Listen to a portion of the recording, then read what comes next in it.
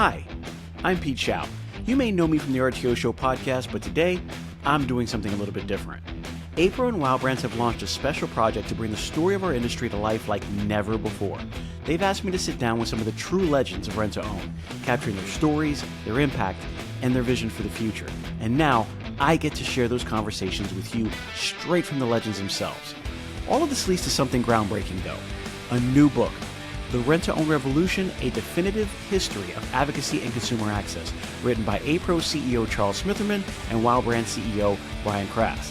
The book explores the grassroots of RTO, the advocacy that has defined it, and the future that we're building together. Here's where you come in.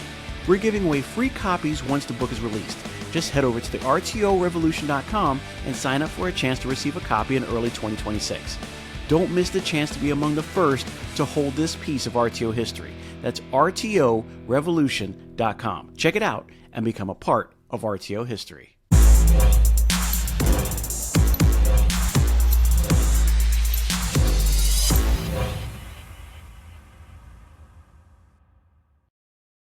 Hello and welcome to the RTO Show.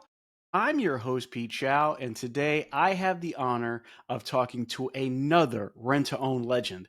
And I can honestly tell you that this one gets me very excited because this is some tenureship that you just see in legend, and that's why we have this legend series. I am here with the legendary Bill Keese, who has done quite a bit in his tenureship with rent-to-own, including the director of APRO for 27 years, 27 amazing years from what I understand, what I'm being told by the other legends. Bill, how are you doing today? How's everything going? I'm doing great. Thank you very much for asking. It's a pretty day here in Galveston. All right. I love Texas. If I wasn't in Florida, I promise you I would be in Texas. There you go. So I got to know, you did 27 years as the executive director of APRO. How did you first hear about the rent-to-own industry, and what put you on that path to becoming the executive director? Actually, a high school friend of mine was first hired by APRO to be their government relations director, a guy named Ron Waters. He and I went to high school together. We also served in the legislature together, so and kept up all these years. He got the job, and he was telling me that they wanted to hire an executive director and that he wanted the job. But it came about, and I saw it in the paper. I applied, and in not too long of distance, I got a call to be interviewed by the executive committee. It's in the APRO office. They had a office with a common boardroom for everybody. Dick Grau was president. There was Mac Hennigan, Wayne Chambers, Dave Egan, Ted Wilson, and Wayne Chambers, all present. And it was a very nice interview, very good interview. I felt very relaxed, very comfortable around these guys. I thought this is really something that I could be a part of and enjoy for a long time. The one funny part of it is after they quizzed me, they asked me if I had any questions for them. And I said, sure. Is this a financially stable organization? And I should have guessed because they all started looking around at each other. Finally, Ed Wynn said, sure, we have a $1.2 million budget. After I was hired, I found out quickly that we had $700,000 revenue coming in. So it was, that was my first big challenge, is put APRO on a solid financial footing. So I'm glad you got into that, because we're going to approach that later on. I actually do have a lot of questions on that, because I did find out recently through the other legends that there was some issues that when you came aboard, not anything that you had done, but what you had taken over, because I really want to know some of the approaches that you took. But was this the first time, as you go into this board meeting, you read about this job, is this actually the first time you've heard about rent-to-own and APRO as a whole? Yes, I didn't know anything about APRO, didn't know APRO existed. I had very little information about rent-to-own. I remember back as a kid hearing some of Chuck Sims' TV and radio ads, and that's about the only exposure I had. So I was coming in blind. So you said Ron Waters and yourself had gone to high school together, and that you were in the legislature together. Did I hear that right? Yes. I've had prior to APRO, and one of the questions that the executive committee had was, you seem to have bounced around a lot, Bill. Is that something we should be concerned about? After college, I went to work for the state treasurer's office. After that, I had an opportunity to buy a little restaurant in a small town in central Texas. I moved there with my family, bought this restaurant for the sole purpose of meeting a lot of people in a hurry so I could run for the legislature. My goal had always been to be in politics since I was 7 years old. And this is my opportunity. So I bought this little cafe in Somerville, Texas. And after a year, I announced I was running for election against the incumbent. And there was a former incumbent in the race also at the time. And of course, nobody gave me a snowball's chance to win. But I out-campaigned them. I touched a nerve and made it in the runoff. And a month later, I beat the incumbent and had no opposition in the fall. So I served 3 terms in the legislature. A wonderful experience. It was just, I still have great friends from that period of time. And look back with fond memories of the battles and the war scars that we had together, and some fun times too. But I was planning on running for state treasurer when my marriage fell apart, and I decided that I wanted to be a part of my daughter's life. We had a legal battle, ending up in a 5-day jury trial, and I won custody of her. So I couldn't do a whole lot in politics with a 4-year-old daughter. But it was great. It was a great honor for me and a great privilege in my life to have a child and raise her as closely as I did.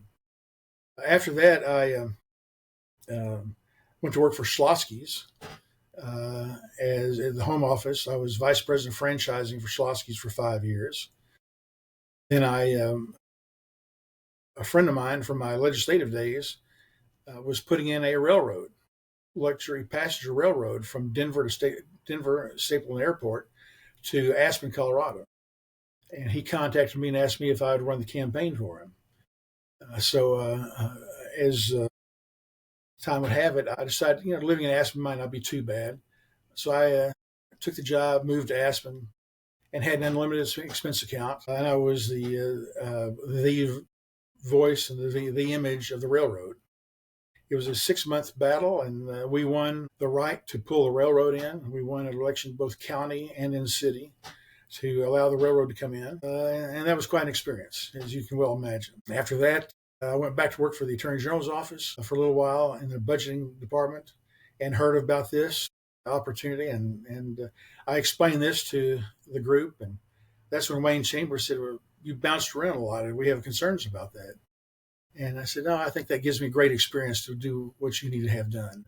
They bought my line, and you know what?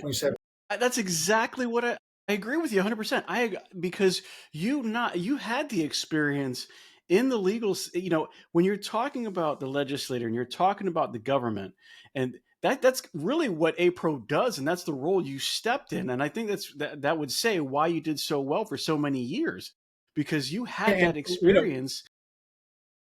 Dealing with it. One of the fun things, my first convention was in Washington, D.C., when APRO was kicking off their federal legislative effort. At the main party, I was supposed to be there, but I had a friend who was the personnel director of George H.W. Bush's White House. And he called me up and said, well, you're in town. Why don't you come have dinner at the White House? So I had to talk to Dick Grau and see if I could have permission to not be at the most important party of the convention and go over to the White House to have dinner. And of course, he agreed that was a very important thing for me to do. So I missed the party, but I established. Yes, I completely agree. Well, I tell you what, that's quite a story. So make it, and I've got to say, just a little bit of a side note, I have daughters myself, and I can appreciate the fact of understanding what needs to come first. The family is something that you cannot replace, the time you cannot replace, the people you cannot replace. And so I definitely understand making the decision to put that first. And I've got to say from one father to another, I understand your decision, and I'm glad you made it. Well, thank you. A little bit later, I had the Speaker of the House, Jim Wright, in Congress, Washington, call me up and ask me if I'd run for Congress from that district. He would back me, and he would provide all the financial support for me. But by that time, my daughter was 9 years old, and I said, being in Congress was a lifelong dream, but no thanks. I have to raise my daughter. And she's 50. Yeah. And I'm sure she's doing wonderful at this point in time. She is. Great family. Awesome. So now comes 1989. You see the ad, you go in, you get through this interview, which seems like, when you mention these names, you have an amazing set of names in front of you. $1.2 million budget and a $700,000 income. So now you've got this shortfall. You've got $500,000 is quite a difference. Some of the other legends had mentioned, I think Kevin Quinn had mentioned at a certain point, there was a time when APRO was in trouble, and there were people either backing away or kind of coming out of the idea that maybe APRO wasn't the organization that they needed to be a part of. Yet it is a striving organization now. What did you do at that time frame? How did you recognize some of the shortfalls that were happening, and what did you do to overcome what was going on at that point in time? Well, the first thing was overcoming the immediate shortfall. I had to take the budget and cut it. It was not a budget that I put together, but one that I inherited. I had to make the cuts where I thought necessary, rearrange some personnel, brought in some.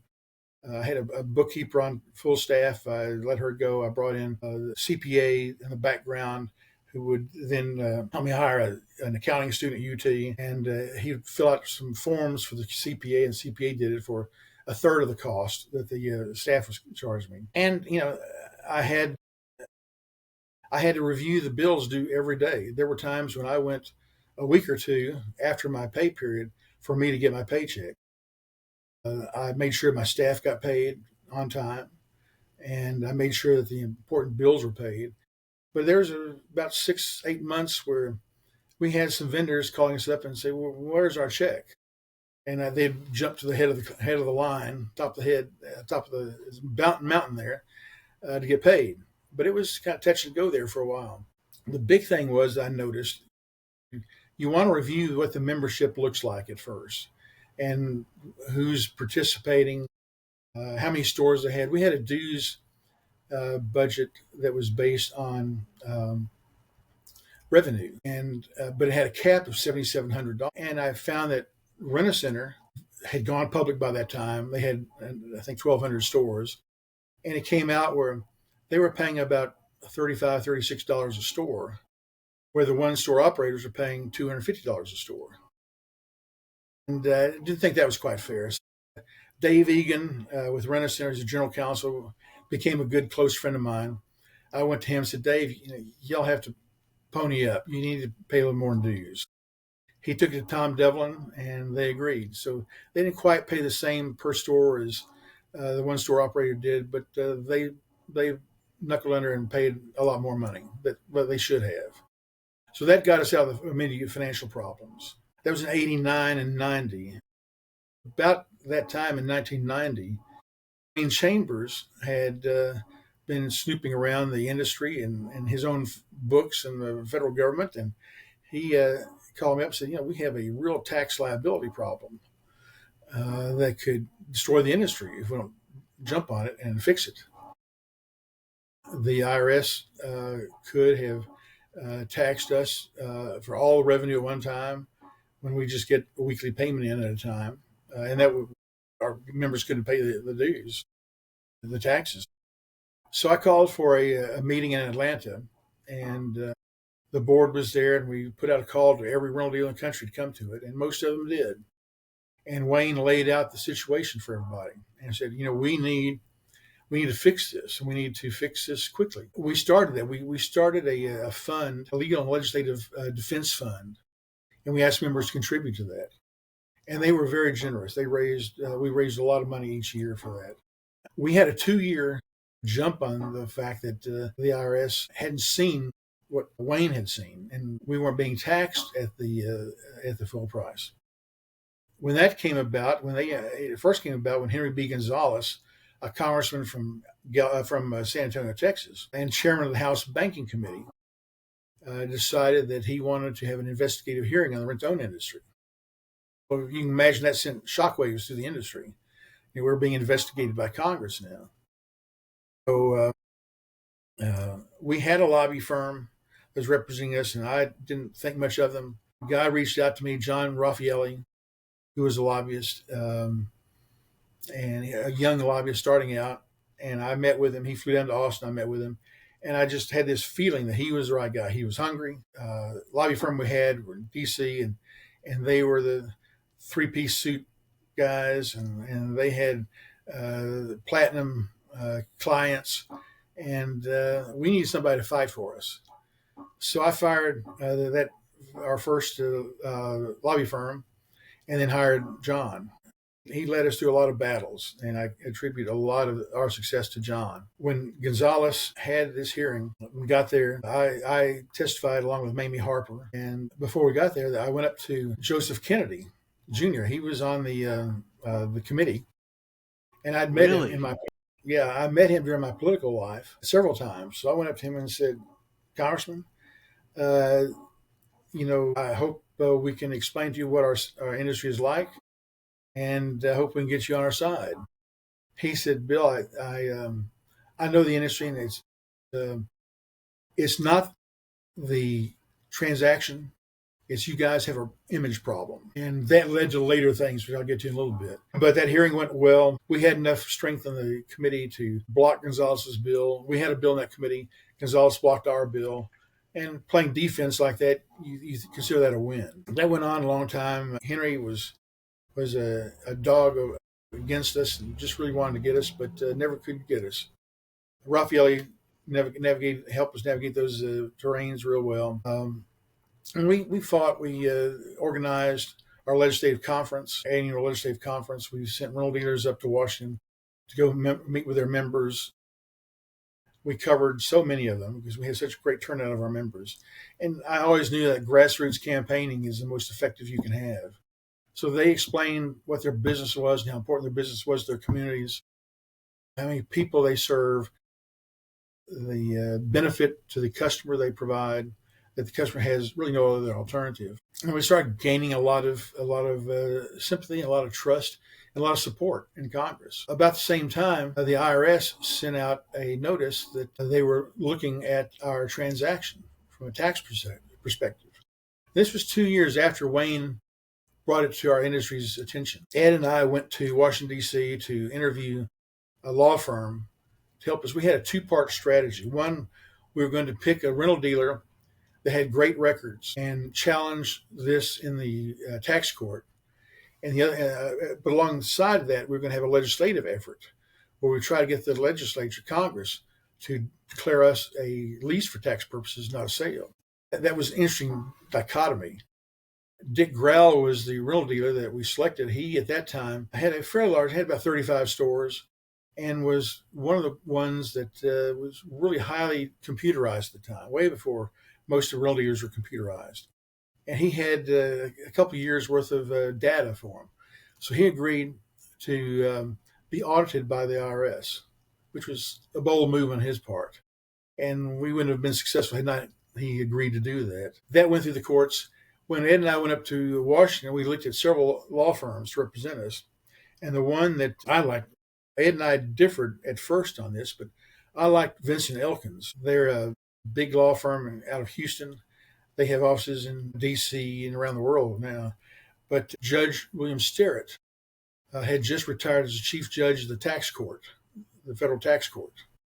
And he was working for Vincent Elkins in Washington. And we got him to represent us. Who better to represent us than the former Chief Justice? So you don't get much better than that. That was an amazing thing. I think Ed came around and saw that this was the right move to make. He had the political connection.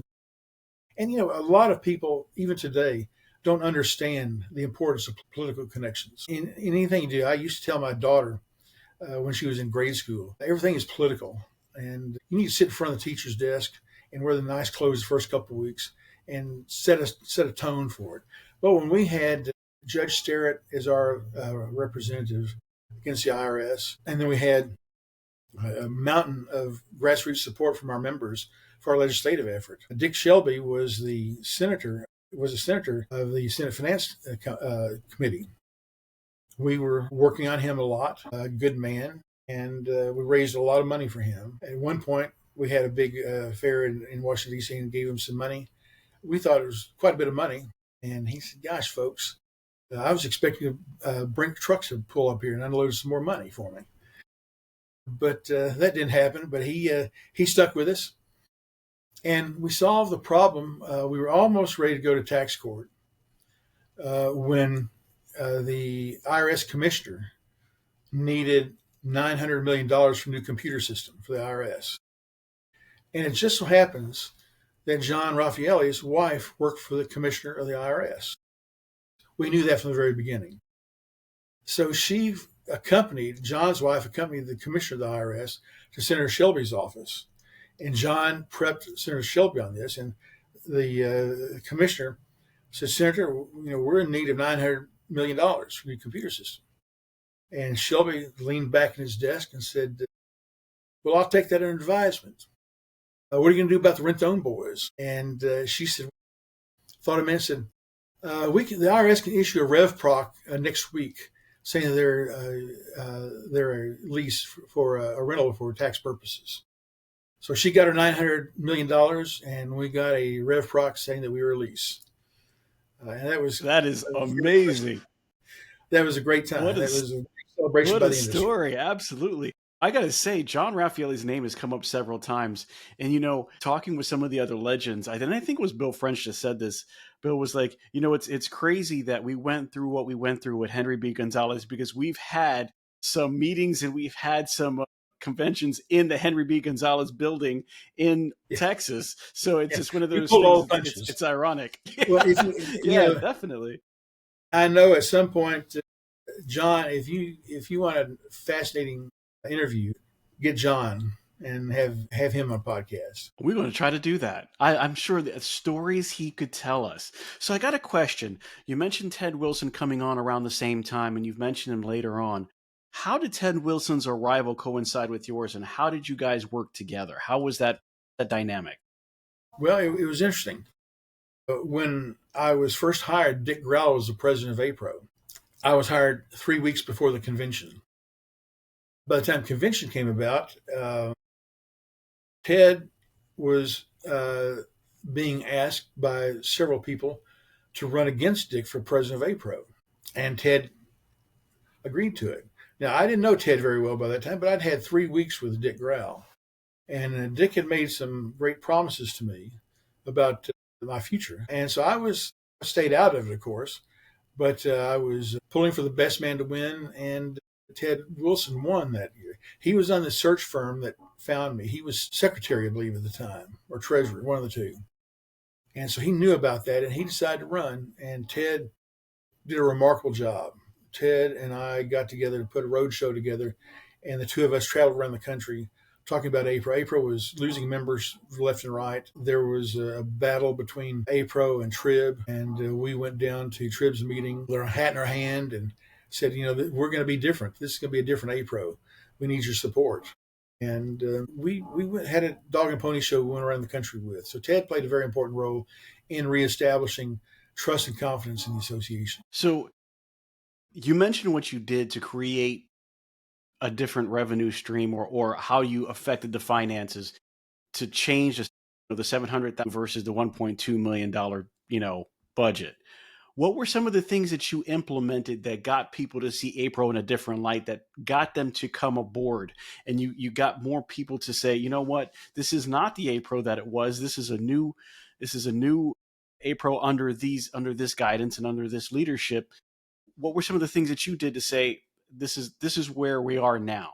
Several things. The first thing is my predecessor was not a very personal person, and he stayed in the office and didn't travel very much. I made it a point to travel to every state association meeting, anywhere that rental dealers were meeting. And then I would be there. I would go to corporate headquarters and meet with the management team about APRO. And I told them about my background in legislative efforts and what we accomplish and we can accomplish together. And I told them about some of the things I did innovative in my running this campaign for the railroad, for my restaurant that I had. And, I could talk their language, and we communicated very well. I think they could see in my eyes that I was serious about things and I needed their help. always when you're in trouble, you have to go out and ask for help, and people will respond. Good people will respond if you ask for help, and just made a point to show that helping APRO will help them. That was a big part. We also, I know my first jewelry was coming in at that time as a new rental product. And everybody was hush hush about it. Dave Egan with Rent-A-Center, Dave was actually opposed to it. He said that'll bring the industry down. There's no way you can say that poor people need jewelry. And we tried to explain to them that it's not just poor people, it's anybody that wants some jewelry for just a little while. So my very first APRO magazine, I put that as I had a pros and cons of jewelry. I had a jewelry vendor write the pro, be interviewed for the pro, and I had Ed Wynn as a con because Ed also thought it would be devastating to the industry. And then the cover of the magazine was a green cover with a gold chain wrapped around it as a piece of jewelry in a question mark. And I think that let everybody know that we're willing to take some risk. Rental dealers are notorious for pushing the envelope. And I think prior to that, APRO was kind of not so much there to push the envelope. And I think they found a partner in rent-own through APRO by pushing the envelope. And, I had a personal thing. I told the staff, anytime a rental dealer calls, put them through to me directly. Don't ask, just put them through to me. If I'm not at my desk, find me. I want to talk to them. So I was always available to them. And it's like anything. If you make a personal connection, you're way ahead of the game. Well, I can tell you right now, I think Charles takes after you. Charles is in every RDA, I think in every gathering that I can think of now. We sometimes make a joke of it, like, where's Waldo? Where's Charles at today? Yeah. I've literally seen him go to an event, have to go to another event, and then come back to finish the event that he's at, because I think he's taken a bit of it from you there. You have to be where it's at in the RDAs and the meetings, and, being a part of the rent-to-own industry doesn't mean being one part of it. It's being one part of it in association with the others. As a whole. And it's how each part can be a partnership to the whole. And absolutely. I have to say, I'm very impressed with Charles from a distance. Even one of his board members called me up and said, Charles reminds me of you, Bill, when you were young. So I took that as a big compliment. And Charles is doing a hell of a fine job. So adding these members in was a part of going the trib, laying down these lines of, hey, we're not here to compete in the sense that we're against you, you're against us, we're competing football teams, but we are in this together to make things happen. And in the best interest of rent to own, let's work together and make this happen. So then APRO starts growing again. Trib is doing what it's doing.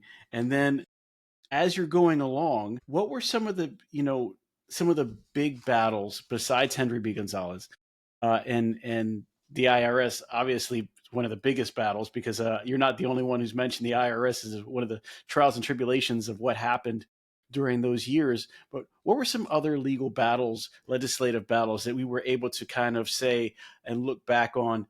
Bill Keese feels good about this because we did this in the legislature. Well, we had a program of going and organizing state associations to get state laws passed.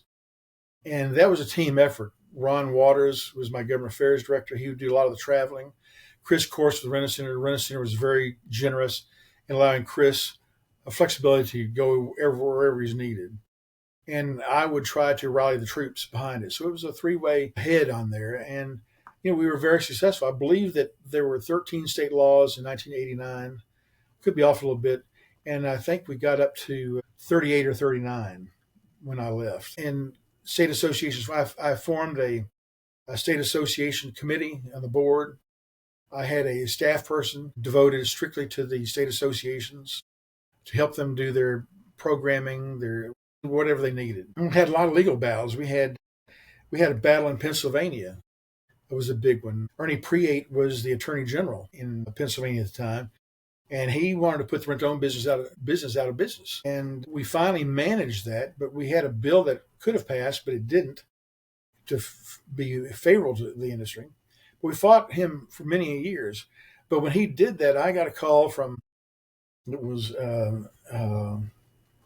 gosh, it was a nationally recognized news show. He was on CNN a lot, and he wanted to have a debate, me and on national TV, debating Ernie Priate. And of course, I was certainly willing to do that, and certainly prepared to do it. But we decided we needed a PR firm. We hired a PR firm out of Washington, and one of the first things they did, they called up CNN and said, this is not a story. This is not that big a story. You don't want to air this. So they talked this interview from happening, which was a win for us. When you go up against an attorney general saying very bad things about you nationwide, you just don't want that. So we were able to stop it before it took place. That was one. Our PR firm helped out many times. Back when the business started slowing down a little bit in the rent-to-own industry, we still were gathering money for marketing and legislative efforts. And we came up with a program, a PR program for the dealers, for the small dealers. The big guys didn't need it, but small dealers needed it. And Ernie Llewellyn took the lead on this. It was his committee. And we created national commercials that we gave away free to our members. And Richard May on my staff had a childhood friend who was a illustrator, stop motion animation illustrator for Disney. And we got him on the sly to work, and we created this dog, because the dog is friendly and everybody likes dogs, to create this friendly looking dog.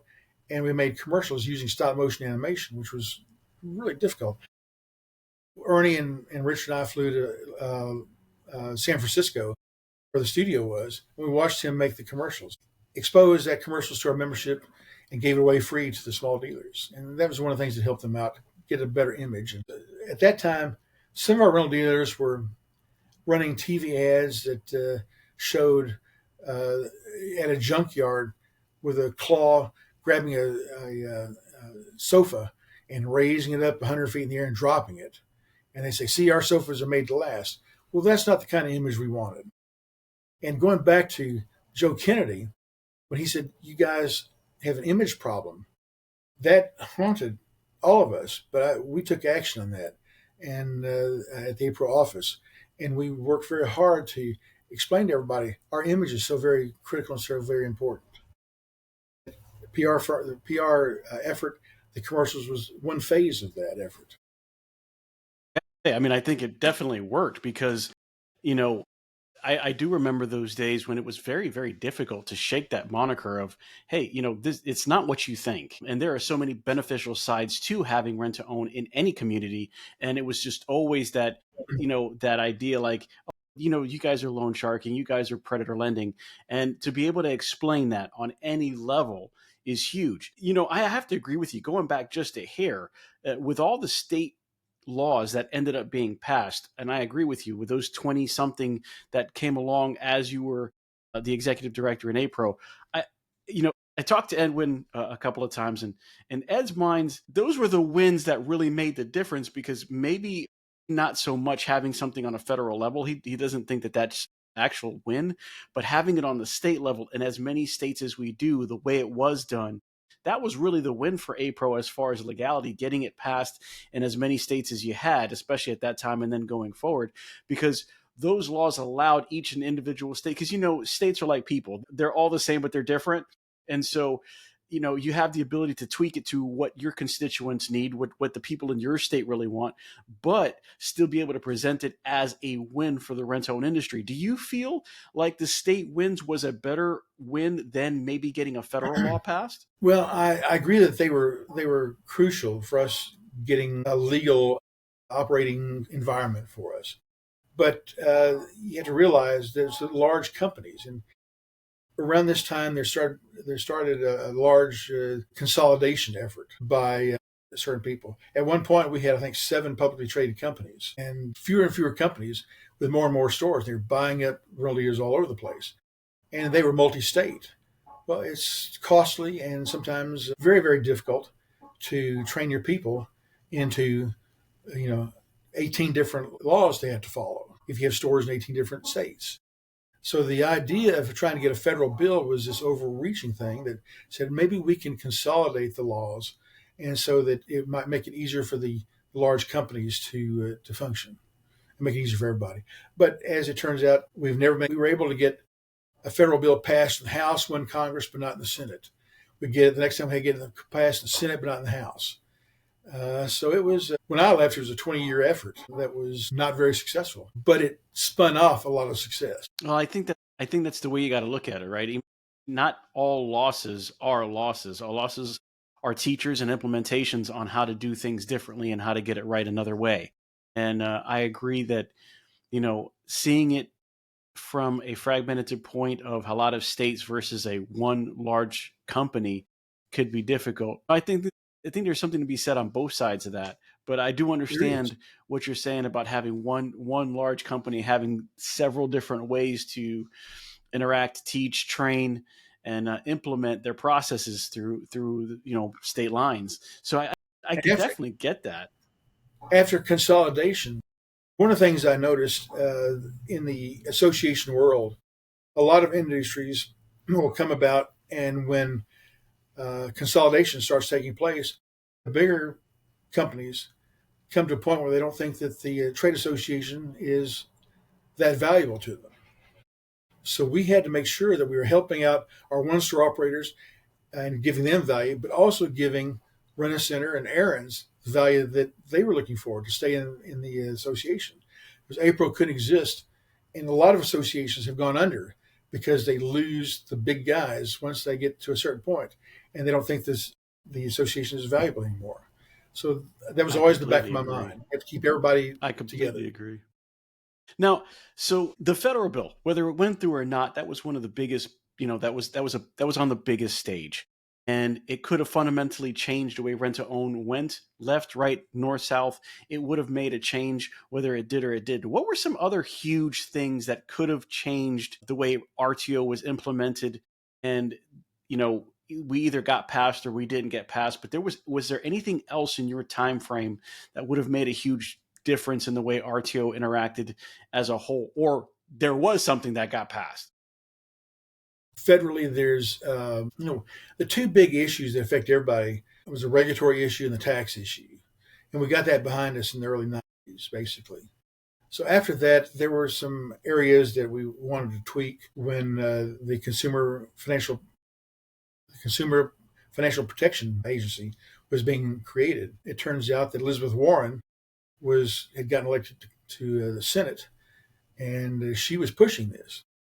Well, she used to be Ed Wynn's next door neighbor. The consequences, the ironies about this thing is just incredible. But we had more insight to Elizabeth Warren when we were doing that. So we had to gear up to make sure that once that entity was created, that they wouldn't turn the power of that federal agency against us.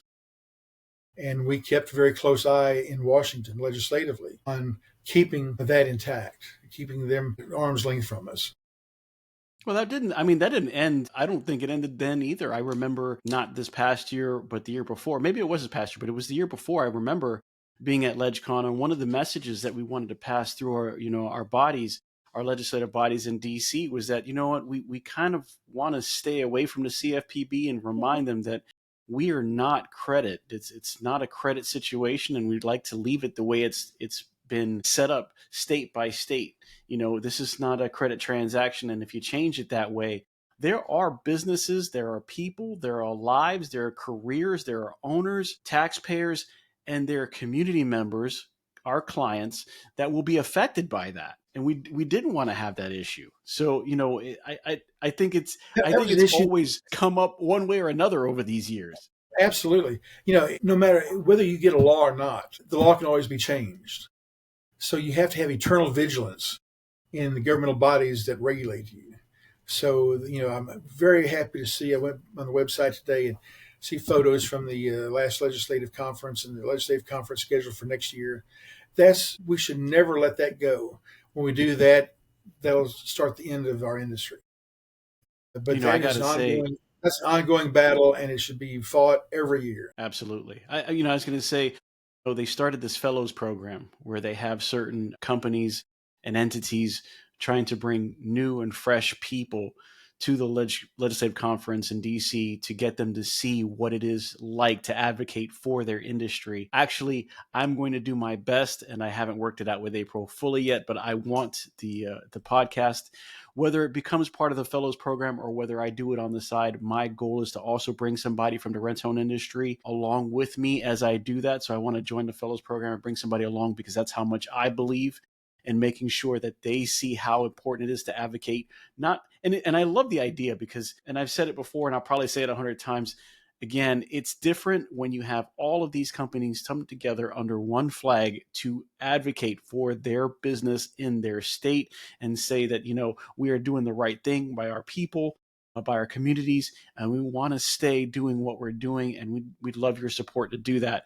I think it's one of the best things that I've ever seen in any industry do over these timeframes. And, something you mentioned, talking about different people and different things, you mentioned that there were other groups, other agencies, other organizations that didn't make it. What were some of the organizations that APRO partnered with along the years that helped achieve some of the goals that we were trying to do?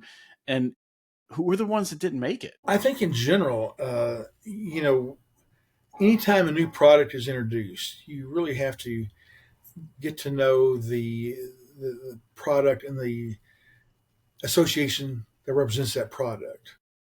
I remember I mentioned Julie earlier, came on. It was very big in the industry for a while. It's not so big anymore if they even exist. But furniture, when I first came on board, nobody had furniture in the stores. That was a revolutionary idea back in my day to bring furniture in. We can't do it because our stores aren't big enough for it. It's too cumbersome. How can we store enough to be able to deliver on time? And you work with the industries, the furniture industries representatives to help you figure out how to do it in your association and your membership. So nothing is in a vacuum. You have to realize, I think, that everything in life is how you connect with people, how you connect with organizations and find commonality and find common ground.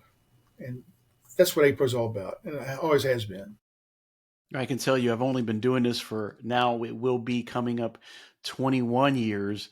I still don't have, even though you've been out of it for a while, I still haven't gotten to your point, your level of experience in this. And some of the things that you mentioned, I love being able to kind of go over these things and kind of talk about it. Going back a little bit, because we did talk about the IRS and their ability to kind of put a really big damper on things and how we eventually overcame that. How damaging was that? I mean, with the IRS situation and it looming, would we have lost the industry at that point in time? The industry would have changed. When I was testifying for Congressman Henry B. Gonzalez, and I was rehearsing with Dave and Chris Course and all those people and Ed, I told them, what I want to say is, guys, hit us with your best shot because we can always come back because we're a very energetic, we're a very flexible industry. And we're not concerned, we're not worried about you. And I'd say that's part of it is that, we not had the IRS said that we were a sale, that would have meant that we would have had to collect taxes on the entire price of the item, even though we're only getting a weekly or monthly payment of it. So the cash flow would have been totally upside down for all rental dealers. And that would have sent many of them out of business. And I don't think it could have been a profitable business for anybody if that happened. I can only imagine how different the landscape would look in rent-to-own. Yeah. But I'm sure that the people, going back to Chuck Sims and Barry Gambini and Bud Holliday, they taught the industry, they founded this industry. And one of the most important messages they gave the industry is to be flexible and be nimble and overcome obstacles and don't let anything cut you down. And I had total faith that this industry would survive no matter what. Well, I can tell you right now, there's a lot of pioneers, a lot of entrepreneurs, a lot of people that have a lot of grit. And I've learned to use that word sparingly because it means a lot more to me now than it did earlier in my life, that they have the grit to keep on and being, to persevere in these times. It's funny, you mentioned furniture. I've only been doing it 21 years and we had furniture the day one that I started. I could not imagine this industry without furniture, and it's crazy you say that. So, looking backward also allows us to look forward. you've gone through a lot of, you were in it in 4 different decades, in the 80s, the 90s, the 2000s, and the 2010s. You have seen a lot. Bill Keese, you've done a lot. Let me ask you a question, Bill. If you were to take a snapshot today, and this is your opinion, looking forward, what is something that you can see in the future of rent to own, or maybe even in the future of APRO? First of all, the future is bright. There will always be a demand for the rent to own concept. It may be called something else. Throughout the years, we tried different names: rental purchase, lease purchase, whatever, to try to avoid the stigma of rent to own. We finally agreed that, let's just face up to it, call it rent to own, and be proud of it. But the people behind it in this industry, and I've seen 3 generations come in this industry. Every generation passes that grit, passes that innovation, passes that desire to improvise, passes that creativity to the next generation. And that is something that I think we can attribute to Chuck Sims, Barry Gambini, and Bud Holliday. They taught us. They gave us that DNA. And my 27 years is interesting. I saw a lot of valleys and mountaintops in the industry, and so that confirms my thinking that this industry will go on as long as people want to do it. Leaders want to be there, and as long as there are customers for it. And I can't see there be a time without that. So you left in 2015 as the executive director of APRO. What are you doing now, Bill? What has been captivating you for the last 10 years? Well, I left in 2016. 2016. My wife is an architect, and the house we had in Austin, it's been 28 months remodeling it to be something spectacular. And that took the year, actually 2 years, my last year at APRO and the year that I was retired, to finish that project. And today, an actor by the name of Glenn Powell lives in that house. He bought the house for $4.5 million. Yeah, he bought the house for $4.5 million. We didn't. No kidding. He didn't buy it first, but Glenn Powell bought that house. But I traveled so much in those 27 years, being on a plane all the time, being on the phone when I'm not on a plane. I get calls, at 8 o'clock, 9 o'clock, 10 o'clock at night, a lot of times. And I had to decompress. So we moved to Galveston, bought a 1903 Victorian house. And that was in 2018. And we've been 2017, and we've been working on it ever since then. So I do a lot of tinkering around the house. Old houses need a lot of fixing up. So I've become a master carpenter, a master plumber. And it's good because one thing in my life with APRO is hard to see the end of a project. I never did see the end of the federal effort. I did see the end of the tax problem, and rarely can you see the end of a project when you're in as executive director of an association, because there's always things moving around. So I wanted to do something that I could see the beginning and the end of it. And the middle wasn't that large. My first year back in Galveston, I decided that the Galveston needed new leadership. So I ran for mayor of Galveston. People thought I was crazy.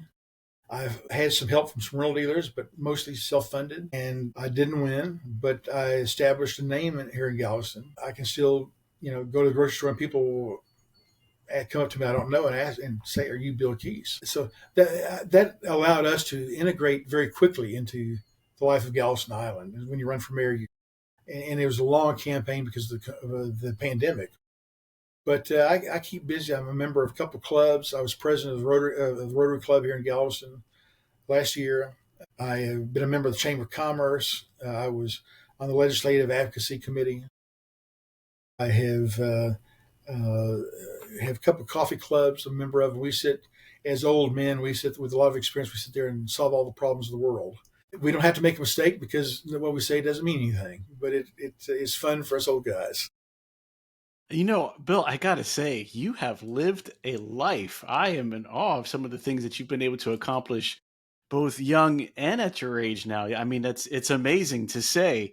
Um, you know, Coming to a close with all the acknowledge, all the knowledge, all the experience, all the time that you spent doing the things that you've done. Looking back, what is some advice you would give some young rent-to-own entrepreneurs as they're coming up through the ranks these days and looking forward to putting their roots down and kind of growing into this industry? What would the great Bill Keese say is, if I could give you a little bit of knowledge, just a little chunk of knowledge here, what would that be? I am going to say what I practiced when I was executive director. I made a point of reinventing myself every 5 years. I think that's why I lasted 27 years. Because I took a different outlook. I purposely would scrub my mind and think of something different to do with APRO every 5 years. I say for any entrepreneur, have the same kind of system. Oh, don't be afraid of change. Always look toward reinventing yourself, your companies, your products, the way you do business. Never be stagnant. And I got that from my father. He was a man who embraced change, and he instilled me with that. And I'd say embrace change and don't get stuck in the past.